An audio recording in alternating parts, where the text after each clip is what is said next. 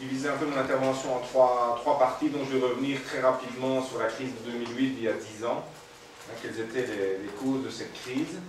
Et puis, dans un deuxième temps, vous expliquer ce qui a été fait et pas fait en termes de régulation de la finance mondiale. Vous vous rappelez que il y a un peu moins de 10 ans, donc c'était en novembre 2008, le G20 s'était réuni pour la première fois au niveau des chefs d'État et avait annoncé la refondation du capitalisme, pas moins. Donc faire un peu le bilan de ce qui a finalement été fait. Et puis, dans un troisième temps, mettre un peu en évidence les nouveaux risques systémiques. C'est le titre d'une étude que j'ai publiée la semaine dernière. On voit déjà poindre toute une série de nouvelles bulles, de nouveaux déséquilibres. Et puis terminer par les alternatives qu'il aurait fallu, qu'il est important de mettre en œuvre, mais pour lesquelles il y a guère de volonté politique. Au contraire, vous entendez les discours des gouvernements qui est le même que celui des banquiers, tout va bien, on a assaini les comptes, et donc on peut reprendre goût aux risques, et toutes les régulations auxquelles on pensait ne sont plus d'actualité. C'est un peu le discours qu'on entend.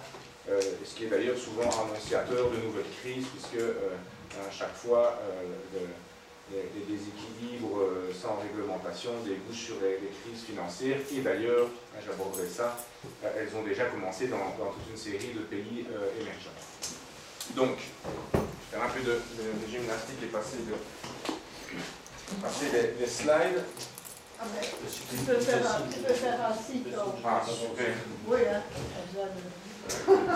Donc, un retour rapide sur la fameuse crise des crédits subprime à l'époque, où on avait des produits structurés, comme on les appelait, qui sont devenus par la suite des produits toxiques, qui provenaient en fait de prêts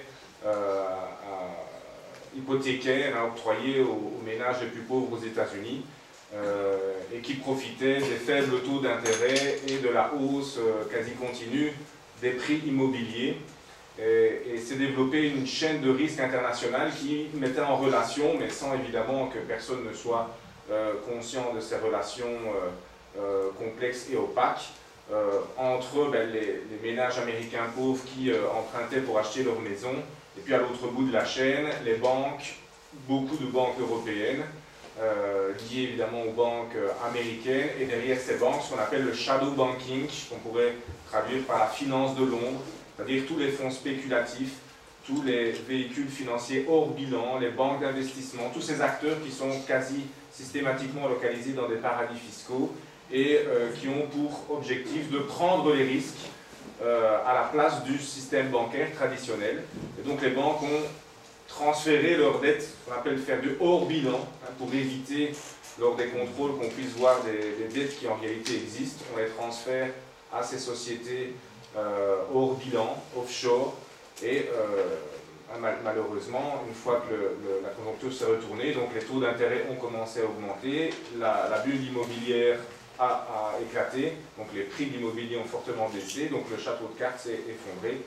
Et ça a entraîné un effondrement du système bancaire et financier mondial, très concentré sur les banques aux États-Unis et en Europe, qui était vraiment le cœur et le foyer de cette crise bancaire internationale. Donc si tu passes au slide suivant, on voit toute cette chaîne, vous voyez donc la bulle immobilière qui permet à des emprunteurs d'emprunter pour pouvoir acheter cette maison, tant que les taux d'intérêt sont très faibles et que le prix des maisons augmente, on a un effet de richesse qui augmente. On a acheté une maison totalement empruntée, certes, mais son prix augmente au fur et à mesure des années, donc on a l'impression d'être plus riche et de pouvoir la revendre en cas de pépin. Et puis donc on voit avec les banques commerciales qui, par les produits structurés, ce qu'on appelle les CDO, transforment ces crédits dans des titres financiers qui se retrouvent dans les sociétés hors bilan, ce qu'on appelle le fameux shadow banking. Donc au slide suivant, donc vous voyez le poids, c'est des chiffres ici récents, c'est le rapport de la BRI de cette année. Vous voyez ici Si on prend la part de la totalité des actifs financiers qui sont gérés par les différents acteurs, vous voyez que les banques traditionnelles gèrent en fait 40% des actifs financiers mondiaux, mais les acteurs du shadow banking, de la finance de l'ombre, c'est quand même 30%. Donc, je vais vous parler maintenant de la réglementation du système bancaire, et il y a eu des avancées, mais on a complètement passé sous silence le shadow banking, qui était pourtant et qui reste le cœur du problème. Il y a certes eu des discussions, y compris c'est le commissaire Barnier à l'époque, qui a été assez loin dans une proposition, mais les États membres n'ont pas voulu appliquer ces réglementations. Et ce à quoi on a assisté, c'est qu'au fur et à mesure que les années passaient, la tension redescendait, et donc disons que il y a de moins en moins de motivation politique pour s'attaquer à ce sujet complexe. Alors, slide suivant. Alors, rappeler les interventions des États. Bon, ça, j'ai pris juste entre le début 2008, mais vous voyez que c'est très concentré à partir de septembre, octobre. Donc, à l'époque, c'était le château de cartes qui s'effondrait. Donc, les États ont dû sauver les banques en catastrophe, y compris les banques belges, plus de 20 milliards d'euros qui ont été dépensés entre fin septembre et début octobre. Alors, slide suivant, vous voyez ce que ça a eu comme impact. Un pays comme l'Islande, c'est quasi la moitié de ses richesses, de son produit intérieur brut, qui a été dépensé en sauvetage des banques. L'Irlande, la Grèce, ce sont les principaux pays. Vous voyez que la Belgique, avec l'Espagne, a quand même dépensé 7 à 8% de son produit intérieur brut en quelques jours. Donc ça a évidemment eu un impact sur les finances publiques. Slide suivant. Ça a eu aussi, vous voyez, comme effet, ce qu'on pourrait appeler la démondialisation financière. Vous voyez, c'est l'ensemble des flux de capitaux internationaux à l'échelle mondiale. On voit depuis la fin des années 80 la hausse jusqu'à 20% des richesses mondiales, et puis vous voyez que ça a été divisé par 10. Ce qui s'est passé, c'est que les banques, surtout européennes, qui ne se sont plus fait confiance, tout le monde avait du jour au lendemain des produits toxiques, c'était plus des produits structurés, et toutes ces banques s'étaient prêtées les unes aux autres ces produits devenus toxiques. Donc on a eu une renationalisation de la finance bancaire en quelque sorte, où les banques n'ont plus, ou de moins en moins, se sont de moins en moins prêtées entre elles, surtout entre banques de pays différents. Donc ça, c'est en tout cas un premier impact de cette crise, qui est une bonne nouvelle, puisque ça veut dire que ce sont les opérations internationales des banques qui sont par définition les plus risquées, qui ont été réduites de force, puisque la situation était telle qu'il y avait une perte de confiance généralisée. Pourquoi? Parce que personne ne comprenait qui avait quoi dans ses comptes, du fait de l'opacité et des paradis fiscaux dans lesquels sont logés les acteurs de la finance de l'ombre. Slide suivant. Pour éviter une récession et une déflation trop importante, les banques centrales ont injecté des liquidités absolument gigantesques dans l'économie depuis 10 ans. Le bilan des banques centrales, là vous voyez, on voit clairement ici, c'est la Banque centrale des États-Unis, la Banque centrale européenne, la Banque centrale du Japon et la Banque centrale chinoise, qui sont les 4 principaux acteurs. Si on prend le bilan des banques centrales, c'est 10 000 milliards de dollars qui ont été injectés dans l'économie mondiale en 10 ans. Donc, c'est facile, c'est 1000 milliards de dollars par an, c'est absolument gigantesque. J'y reviendrai par la suite, ça veut dire qu'il y a des risques maintenant qui sont logés dans les bilans des banques centrales et donc des États qui sont derrière, ce qui est un nouveau type de risque qui n'existait pas avant la crise de 2008. L'autre aspect, c'est évidemment les politiques d'austérité. On a voulu, pour rendre la confiance, redonner confiance au marché envers les finances publiques des États qui s'étaient fortement dégradés suite au plan de sauvetage et à l'impact fiscal de la récession, on a appliqué, surtout en Europe, des politiques d'austérité d'autant plus dures que le pays était en crise. Et là, on a un graphique qui démontre le caractère contre-productif de ces mesures. On sait tous que l'austérité est douloureuse socialement, mais c'est présenté comme quelque chose de nécessaire économiquement pour réduire la dette. Or, ce à quoi on a assisté, on le voit ici, c'est un graphique qui a été réalisé par Paul de Gros, qui est un économiste belge qui était un ancien sénateur libéral flamand, et qui a un peu réorienté sa vision des choses suite à la crise de 2008.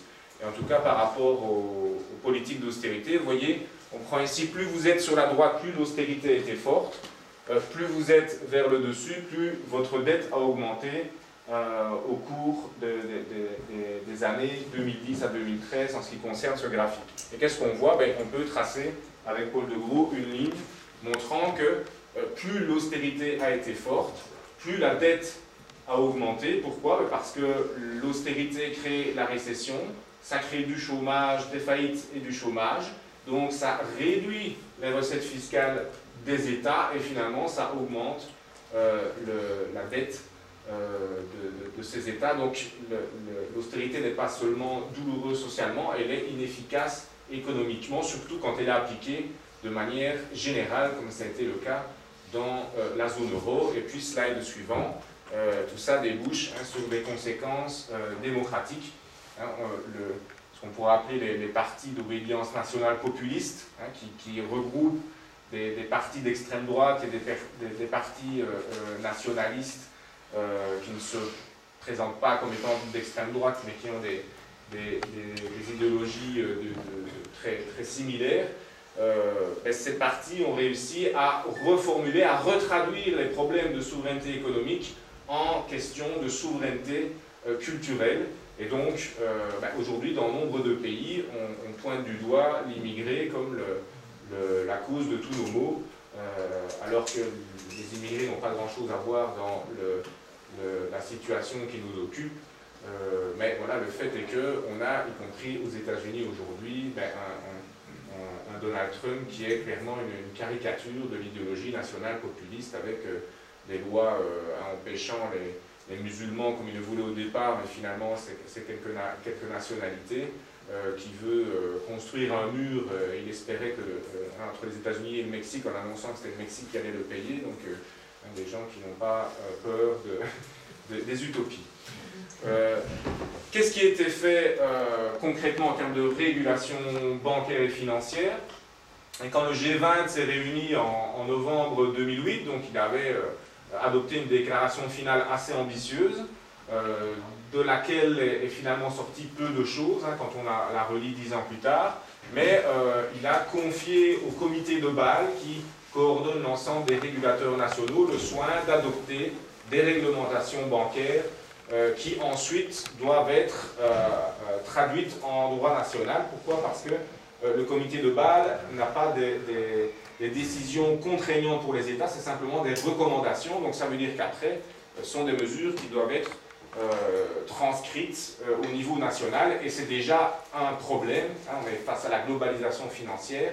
Le bilan de 10 ans de réglementation bancaire, ça débouche sur une multitude de réglementations nationales, souvent très complexes. Pourquoi? Parce que le lobby bancaire est très présent et donc cherche toujours des échappatoires par quelques mesures techniques que personne ne comprend. Et donc finalement, on a des mesures qui sont souvent très compliquées, ce qui permet aux idéologues néolibéraux de dire, mais vous voyez que la réglementation est très importante. Le comité de Bâle a quand même adopté une trentaine de réglementations bancaires. Mais le problème, c'est que quand la mise en œuvre nationale aboutit à une réglementation très fragmentée et qui a tendance à s'étioler suite au lobby bancaire qui cherche par des mesures très techniques à pouvoir réduire l'impact de l'esprit des réglementations qui ont été adoptées. Donc, la plus importante, celle dont on a plus parlé, c'est le fait d'augmenter les fonds propres des banques, ce qu'on appelle le ratio de fonds propres, qui était auparavant, au moment de la crise de 2008, de 2%. Donc il fallait que les banques aient 2% de fonds propres par rapport à leurs opérations de marché, par rapport à leur bilan. 2%, c'est évidemment quasiment rien du tout. Donc c'est assez compliqué, mais donc on est passé de 2 à 7% avec en plus un coussin de sécurité en fonction de la conjoncture qui peut aller de 0,5 à 2,5%. Mais grosso modo, en vitesse de croisière, les banques doivent passer donc de 2% à 8% de fonds propres, ce qui permet de dire qu'on a quadruplé les exigences de fonds propres, ce qui est tout à fait vrai, mais comme le disait notamment Martin Wolf, éditorialiste de Financial Times, quand on quadruple presque rien, on n'a toujours pas grand-chose. En plus, il faut savoir que ces fonds propres, ça peut être toute une série d'actifs, et là aussi, il y a une pondération des risques. Par exemple, des actifs sûrs, c'est les titres de la dette des États. Donc si vous avez des titres de la dette italienne, c'est considéré comme des fonds propres sûrs. Or, tout le monde sait que c'est de moins en moins le cas.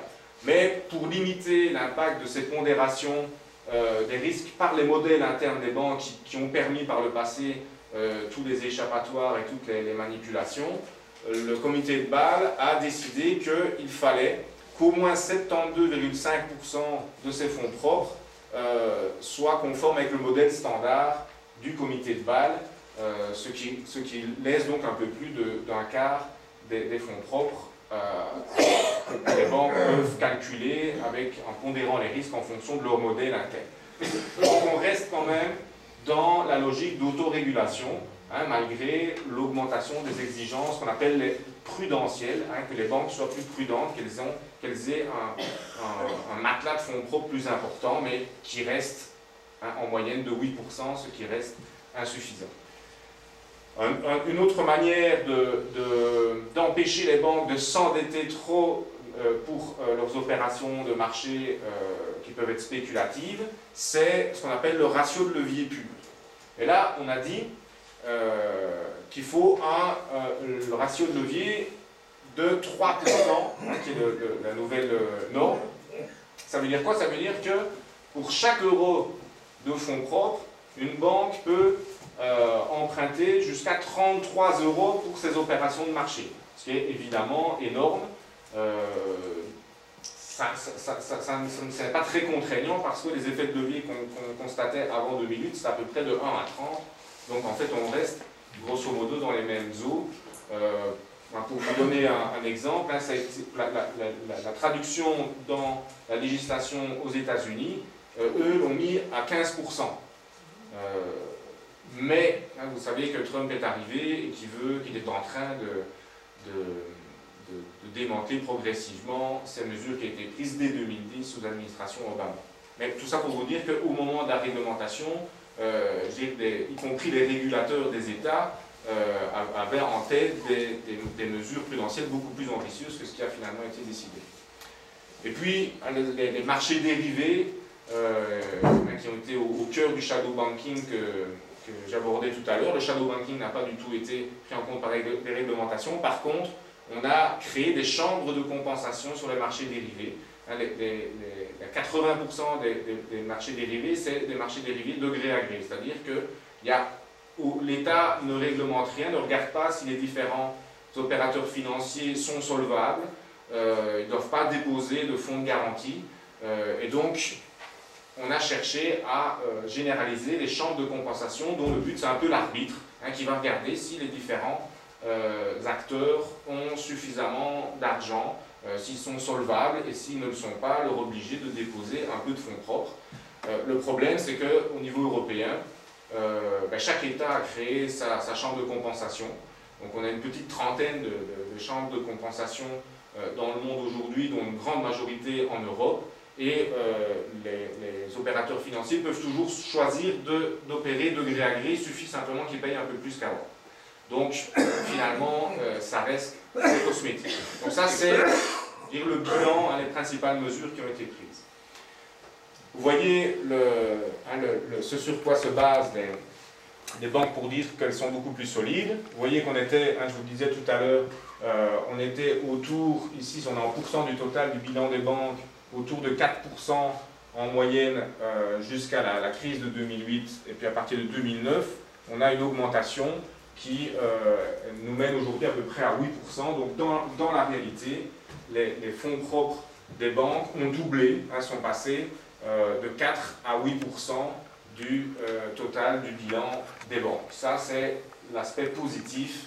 Les banques sont un peu plus prudentes, mais vous vous rendez bien compte qu'on vient d'un contexte, avant 2008, c'était un contexte extrême de prise de risque. Donc, il faut relativiser tout ça. Ça ne veut pas doubler les fonds propres par rapport à 2008, ne veut pas du tout dire que tout est réglé, loin s'en faut. Alors, slide suivant, à les limites de la réglementation financière, exigence de fonds propres et d'effets de levier trop faibles, comme je vous l'ai dit, profusion de règles nationales, et donc fragmentation de la régulation du système financier qui lui est globalisé. Donc il y a cette espèce d'asymétrie entre la finance qui est mondialisée et la réglementation publique qui reste fragmentée entre les différents États-nations et de leur plein gré, je vais dire, puisque on l'a vu après la crise, chaque État veut défendre ses champions nationaux, et ses banques nationales, en espérant qu'elles en sortent gagnantes. Et on a vu comment, par exemple, la France a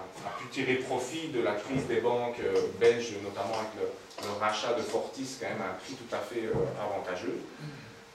L'absence de régulation de la finance de l'ombre, là c'est clairement le néant, alors que, comme je vous l'ai expliqué, c'était vraiment un des problèmes centraux de la crise de 2008. Et alors, vous vous rappelez, il y a 10 ans, on parlait beaucoup d'une expression anglaise, too big to fail. Ça veut dire que les banques étaient devenues tellement importantes financièrement qu'elles étaient devenues trop grosses que pour faire faillite. Les États ne pouvaient pas se permettre de laisser une banque tomber en faillite, autrement c'est l'ensemble de l'économie du pays qui allait s'effondrer. Eh bien, en 10 ans, le secteur bancaire s'est concentré encore bien plus. Et donc, le too big to fail est encore bien plus grave aujourd'hui qu'il y a 10 ans. Et contrairement à une idée fausse, ce n'est pas aux États-Unis que la situation est la plus grave, c'est de loin en Europe. Vous voyez que le bilan des banques européennes, ça représente 3,5 fois le PIB de l'Union européenne. Donc 3,5 fois les richesses de l'Union européenne, là où aux États-Unis, le bilan des banques américaines représente 1,2% du PIB américain. On a à peu près une trentaine de banques systémiques dans le monde, dont une quinzaine sont des banques européennes. Donc l'Europe n'a pas du tout été une victime collatérale d'une crise américaine, elle était acteur majeur. C'est les banques européennes qui ont acheté les produits structurés qui sont devenus les produits toxiques, et beaucoup de banques européennes se trouvent parmi la trentaine de banques systémiques. Et enfin, ce qui a changé en 10 ans, il y a 10 ans, comme je vous l'ai expliqué, la crise, les risques étaient très concentrés dans le système bancaire américain et européen. Donc c'était fort les banques au niveau transatlantique. 10 ans plus tard, quand on regarde les risques, je vais vous l'expliquer, mais il y a évidemment les banques qui restent fragiles, et notamment en Europe, j'y reviendrai. Mais les banques centrales ont acheté des titres de la dette et ont un bilan qui a gonflé de 10 000 milliards de dollars en 10 ans. Donc les risques sont maintenant non seulement dans les banques, mais dans les banques centrales, et évidemment aussi dans les États, puisque les États ont dépensé beaucoup d'argent pour sauver les banques et ont subi le coût fiscal de la récession due à cette crise bancaire.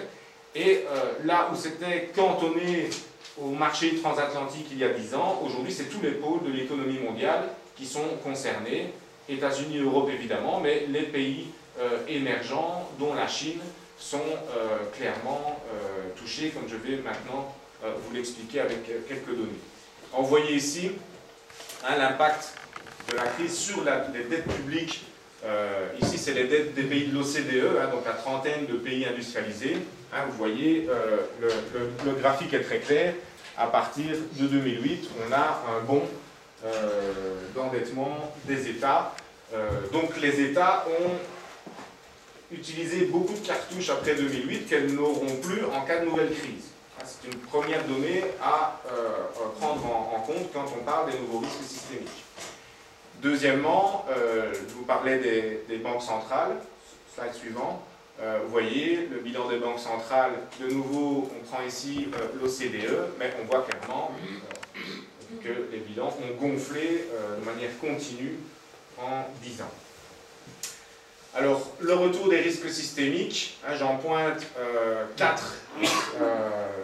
Aux États-Unis, dans les pays émergents, parmi ces pays émergents, la Chine est un cas particulier et le système bancaire européen. Donc là, je vais maintenant faire un peu le tour des différents cas.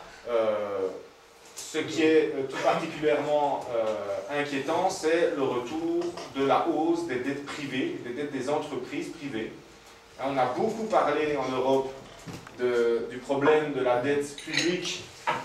On a utilisé le cas de la Grèce pour inventer un récit qui était en réalité tout à fait faux, de dire que la crise avait été provoquée par les politiques budgétaires imprudentes des États. En réalité, ce à quoi on a assisté, c'est à une bulle de crédit privé, donc une dette privée qui a éclaté, et les États ont dû secourir les acteurs privés endettés. Donc on a transformé la dette privée en dette publique, et puis les plans d'austérité sont arrivés derrière. Et c'est assez inquiétant de constater que 10 ans plus tard, le discours officiel, le diagnostic officiel de la crise est tout à fait erroné. On pointe du doigt l'imprudence des politiques budgétaires des États, alors que le problème était l'endettement privé. Et vous voyez que depuis lors, et de nouveau c'est dans tous les pôles de l'économie mondiale, vous voyez que on prend ici si on prend entre 2007 et 2017, ça a plus que doublé aux États-Unis. En Europe de l'Ouest, ça a plus que doublé aussi. Vous voyez, en Chine, il n'y avait quasiment pas de dette des entreprises en Chine. Aujourd'hui, ça a fortement augmenté pour être très proche du niveau de la dette des entreprises privées en Europe. Donc, on a de nouveau des taux d'endettement des entreprises privées qui sont très élevés. Et c'est vraiment un risque important, comme on l'avait déjà constaté il y a 10 ans. Mais on a complètement mis sous le tapis ce problème qui ressurgit sans que, vous allez lire la presse financière, on s'inquiète souvent de la dette des États, et on a raison de s'en inquiéter, mais on fait comme si la dette privée des entreprises n'était pas un problème, alors que c'est un problème gigantesque. Slide suivant. Si on prend maintenant la totalité du poids de la dette à l'échelle mondiale, pour prendre, vous voyez ici entre 2007 et 2017, ici c'est 1997, mais vous voyez ici donc la dette des entreprises non financières qui est passée de 77 à 92% des richesses mondiales, la dette des gouvernements qui sont passés de 58 à 87% des richesses mondiales, la dette du secteur financier qui est passée de 86 à 80% des richesses mondiales, donc elle a augmenté en volume nominal, mais vous voyez qu'il y a eu un désendettement proportionnellement aux richesses dû au transfert vers les dettes publiques, et les ménages, on est passé de 57 à 59% des richesses. Donc en gros, ce qui s'est passé, c'est un transfert des dettes du secteur financier et des ménages vers les États, avec des entreprises privées qui ont continué à s'endetter allègrement. Donc tu peux passer, vas-y.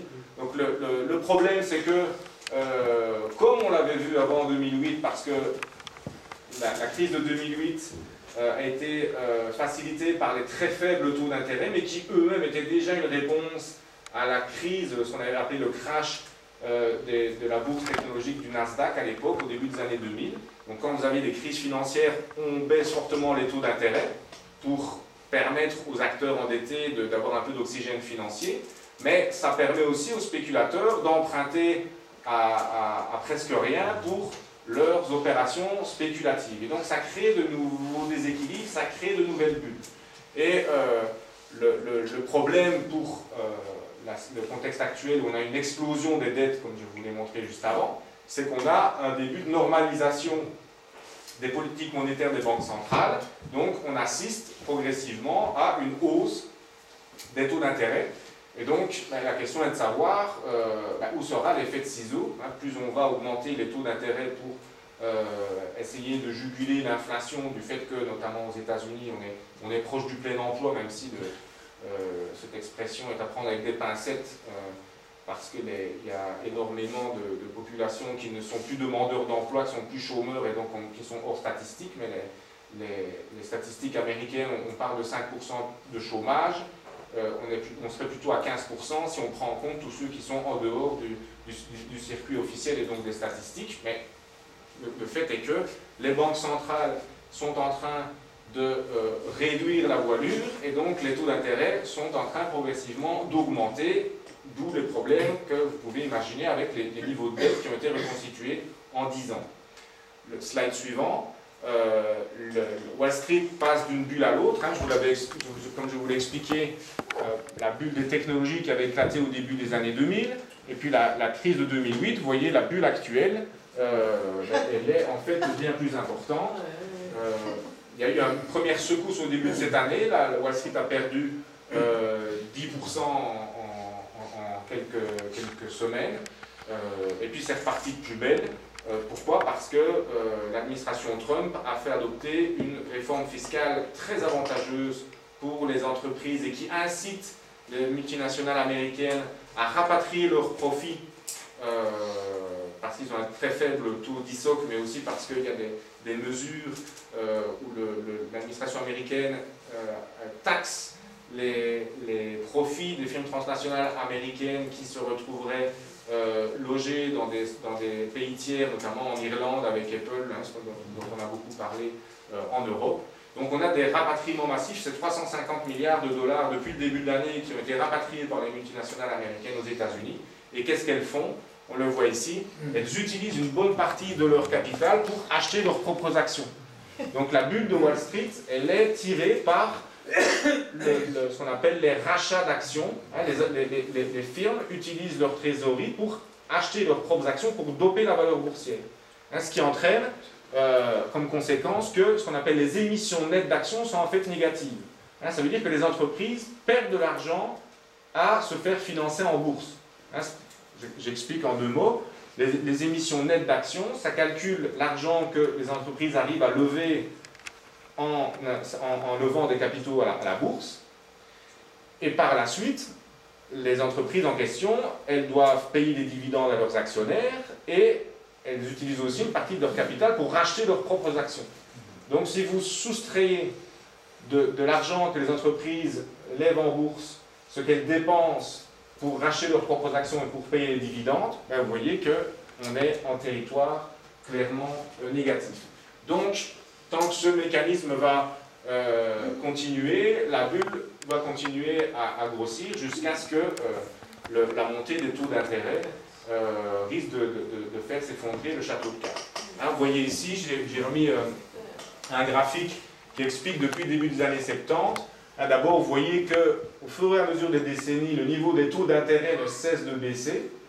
Mais ce qu'on voit aussi, c'est qu'à chaque, enfin pas à chaque, mais quasi à chaque épisode de remontée des taux d'intérêt aux États-Unis, ben, on débouche au moins sur un crash boursier aux États-Unis et souvent aussi, comme on l'a vu avec la crise de la dette du tiers-monde du début des années 80, avec la crise des pays émergents de 1997 et avec la crise des subprimes, des crises financières mondiales, hein, c'est-à-dire qui touchent des dizaines de pays à l'échelle internationale. Et donc vous voyez que, juste depuis un peu plus d'1 an, la Réserve fédérale américaine a repris la hausse des taux d'intérêt. On est à environ 3% aujourd'hui. Les études sur la question pointent des problèmes à partir de 3,5%. Donc on s'en rapproche. Alors, les rapatriements de profits aux États-Unis, la hausse des taux d'intérêt aux États-Unis, ça a comme impact de doper le taux de change du dollar, hein, puisque plus il y a de rapatriements de profits ou plus il y a d'investisseurs étrangers qui investissent aux États-Unis, plus on achète du dollar et le dollar donc augmente. Le problème, slide suivant, c'est que d'une part, hein, je vous ai expliqué la forte hausse de la dette des entreprises privées. Vous voyez ici, rien que dans les pays émergents, en 10 ans, on a eu une explosion de la dette des entreprises des pays émergents. Et Le poids lourd est clairement la Chine, comme vous allez le voir, mais il y a de grandes difficultés pour les pays émergents qui se sont fortement endettés. Vous voyez ici la liste des principaux pays émergents et l'évolution de leur exposition en dettes libellées en dollars. Si vous avez des dettes libellées en dollars, l'Argentine, la Turquie, qui sont les premiers à avoir eu de gros problèmes cette année, sont des cas d'école. L'Argentine a emprunté depuis 2 ans pour 80% sur les marchés internationaux en dollars. Or, depuis le début de l'année, la fuite des capitaux de l'Argentine implique que le taux de change du peso argentin a été réduit de plus de 50%. Donc ça veut dire que votre dette, si vous êtes l'État argentin, votre dette libellée en dollars, si le peso perd 50% de sa valeur par rapport au dollar, c'est que mécaniquement le poids relatif de votre dette en dollars a doublé.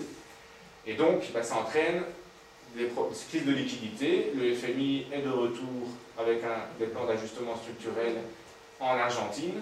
Et donc c'est le retour des yeux de démon. On a augmenté les taux d'intérêt jusqu'à 60% en Argentine dans l'espoir de conserver les capitaux privés étrangers qui fuient. Mais avec des taux d'intérêt à 60%, évidemment, l'économie réelle s'effondre et donc c'est une grave récession. Malheureusement, une histoire qu'on connaît dans ces pays. Vous voyez ici le moins 51% pour le peso argentin depuis le début de l'année, moins 42% pour la livre turque, mais vous voyez que le réal brésilien a perdu 20% de sa valeur, le rouble russe ou le rand sud-africain 15%, la roupie indienne près de 10%.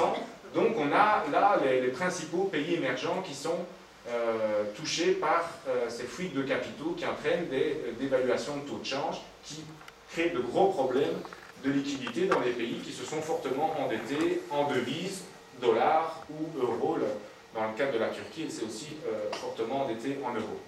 Vous voyez, un autre problème, si on prend les principaux pays émergents, on a ce qu'on appelle un mur de dette.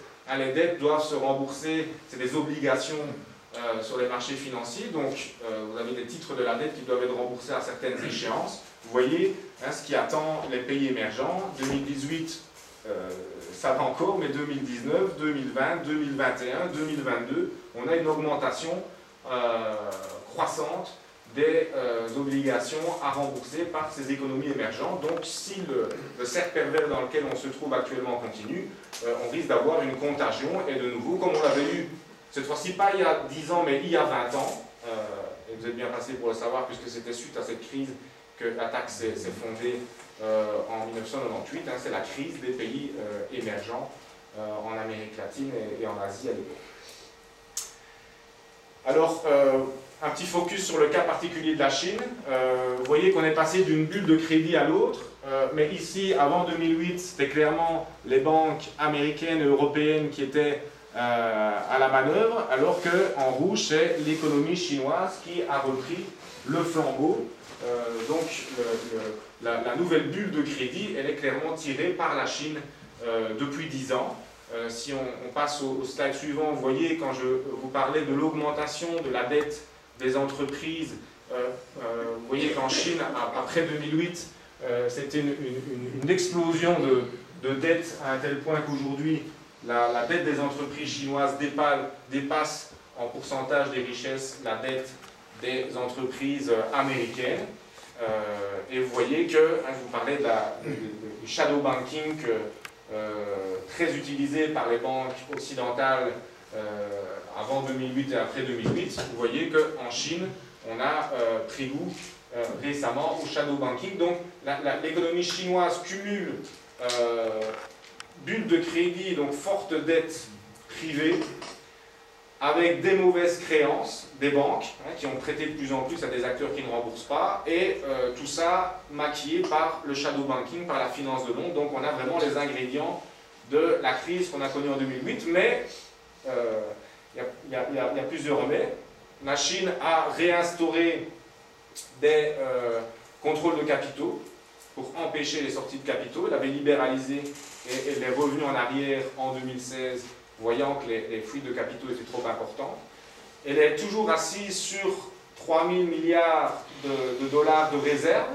Elle en avait 4 000 milliards et suite aux fuites de capitaux en 2016, elle a déjà dû en dépenser un quart. Donc la question est de savoir, en cas de crise, est-ce que les 3 000 milliards seront suffisants? Mais le point le plus important, c'est que la quasi-totalité de la dette chinoise est libellée en yuan, en monnaie locale et pas en devises étrangères, et ce qui rend tout particulièrement vulnérable vis-à-vis des chocs externes les économies émergentes, ben, c'est le fait de s'être endetté en devises étrangères. Donc là, c'est le point positif dans la situation chinoise qui connaît des déséquilibres qu'on a quasi jamais vus, mais c'est un cas particulier, hein, parce qu'il faut dire aussi que en Chine, on passe plus facilement d'une poche à l'autre, puisque l'État et les entreprises dites privées sont souvent des entreprises d'État, et les mauvaises créances sont souvent des prêts des banques à des entreprises d'État, parfois pour des raisons autres que la rentabilité à court terme. Vous voyez que c'est clairement les banques anglaises qui sont les plus exposées à des problèmes en Chine. Si on prend le slide suivant, c'est clairement les banques espagnoles qui sont les plus exposées par rapport aux autres principaux pays émergents. Et ici, on a pris Argentine, Turquie, Brésil, Colombie, Mexique, Chili, Afrique du Sud et Indonésie. Vous voyez que c'est près de 170% des actifs qui sont dans les mains des banques espagnoles. Donc c'est très concentré, notamment parce qu'il y a des expositions importantes en Amérique latine. Et puis, si on prend la situation du système bancaire européen, c'est clairement les banques italiennes qui ont le montant plus important de mauvaises créances devant les banques françaises et espagnoles. Donc ça environ 200 milliards d'euros de mauvaises créances bancaires en Italie. Et ce à quoi on est en train d'assister en Italie depuis plusieurs mois, c'est que les banques internationales se désengagent des titres de la dette publique italienne, surtout depuis le nouveau gouvernement qui annonce une flat tax, donc baisse des recettes fiscales et un revenu d'insertion. On ne sait pas encore ce qu'il aura comme contour, mais en tout cas des dépenses qui augmentent. Et donc les banques étrangères se revendent leurs titres de la dette italienne qui sont rachetés massivement par les banques italiennes. Donc ça renforce le risque sur la dette publique italienne au sein du système bancaire italien, et ça pourrait redéclencher ces crises qu'on a bien connues, qui s'auto-nourrissent entre crise de la dette publique et crise de la dette bancaire qui s'auto-alimente jusqu'à entraîner une crise généralisée. Enfin, au niveau des banques systémiques, il faut pointer tout particulièrement du doigt la Deutsche Bank, dont on parle assez peu finalement, alors que même selon le FMI, c'est une banque qui a des effets de levier totalement excessifs. Hein. Certains disent que c'est un fonds spéculatif géant, mais une défaillance de la Deutsche Bank, vous imaginez bien que ça ne serait pas sans effet pour la zone euro. Et donc, pour conclure, la question, quand on regarde la situation, ce n'est pas tant de savoir s'il y aura une prochaine crise financière mondiale, mais la question de savoir quand elle aura lieu, parce que tout va dépendre de la manière dont les déséquilibres et les bulles actuelles vont être gérés, à quelle vitesse la normalisation des politiques monétaires et la hausse des taux d'intérêt va s'opérer, est-ce qu'il y aura contagion ou pas de la crise dans les pays émergents, est-ce que le gouvernement italien va aller à la confrontation et adopter un budget qui entraînerait des déficits de 5% par exemple, ce qui pourrait entraîner des fuites de capitaux vers des pays plus sûrs comme l'Allemagne et donc retomber dans les travers de la crise de l'eurozone d'il y a 10 ans. Pour terminer sur les quelques alternatives, mais que vous connaissez certainement, il faut absolument limiter le volume de crédit privé. Les banques centrales devraient avoir dans leur mandat clairement le fait de réglementer le crédit, parce qu'on est dans une économie de bulles financières qui sont alimentées par le crédit qui sont créés par les banques. Hein. Les banques créent la monnaie de manière ex nihilo, et donc le crédit facile entraîne la spéculation, les bulles et les déséquilibres. Donc, si on veut vraiment réglementer le système à la source de manière macroéconomique, on doit absolument contrôler la distribution du crédit pour enrayer les bulles. imposer aux banques des parts de fonds propres et des effets de levier beaucoup plus importants, à peu près à 8% aujourd'hui. Les demandes de la société civile, c'était entre 20 et 25%. Donc vous voyez l'écart est 20-25% de fonds durs, pas avec des pondérations de risque selon les modèles internes des banques qui permettent tous les échappatoires. L'importance aussi de faire converger la durée des emprunts et des crédits bancaires. Donc les banques prêtent à long terme, et c'est notamment le cas pour les prêts hypothécaires, mais se financent à court terme. Donc quand les financements à court terme se tarissent, comme on l'a vu en 2008, ça entraîne des faillites et des crises de liquidité en tout cas. Donc là, le comité de Bâle a demandé aux banques d'avoir plus de fonds à long terme dans leur bilan. Donc on a avancé dans le bon sens, mais de manière tout à fait insuffisante.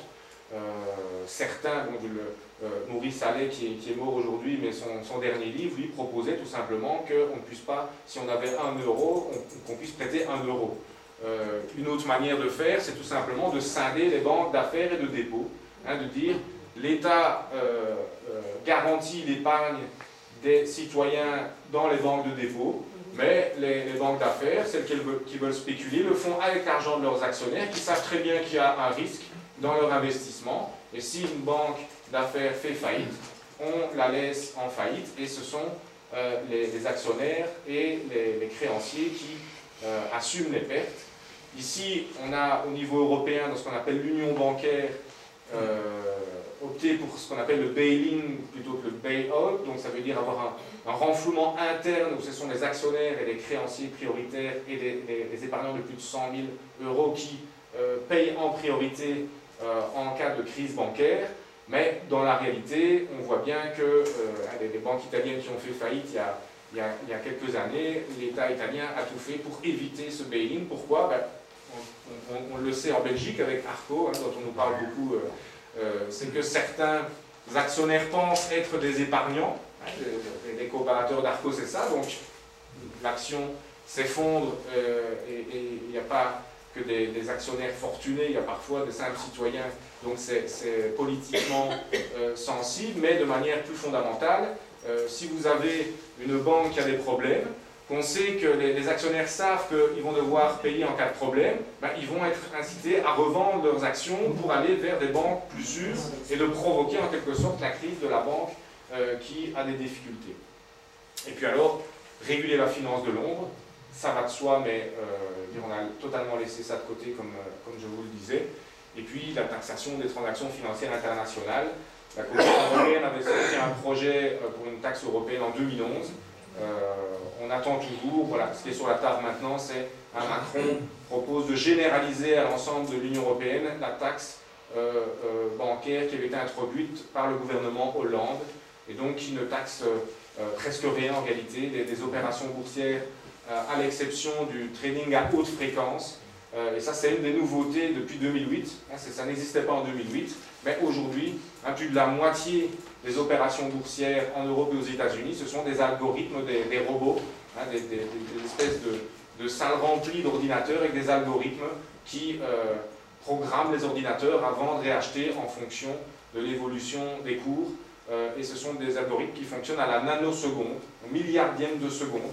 Et donc, ça veut dire que s'il y a des crashs boursiers, en tout cas sur l'autoroute, on peut rouler nettement plus rapidement que c'était le cas 10 ans auparavant. Donc ceux qui défendent le trading haute fréquence disent que ça fluidifie les marchés. C'est toujours ce genre de langage métaphorique dont il faut se méfier. Ça créera des accidents comme toutes les innovations qu'on a toujours présentées sous leur meilleur jour et qui ont souvent débouché sur des désastres financiers. Malheureusement, on ne voit pas d'où viendrait la volonté politique à court terme pour changer les choses. Au contraire, c'est plutôt une volonté politique de revoir à la baisse ces réglementations qui avaient été envisagées, que je vous ai expliqué. C'est déjà le cas aux États-Unis et c'est en fort débat au niveau européen.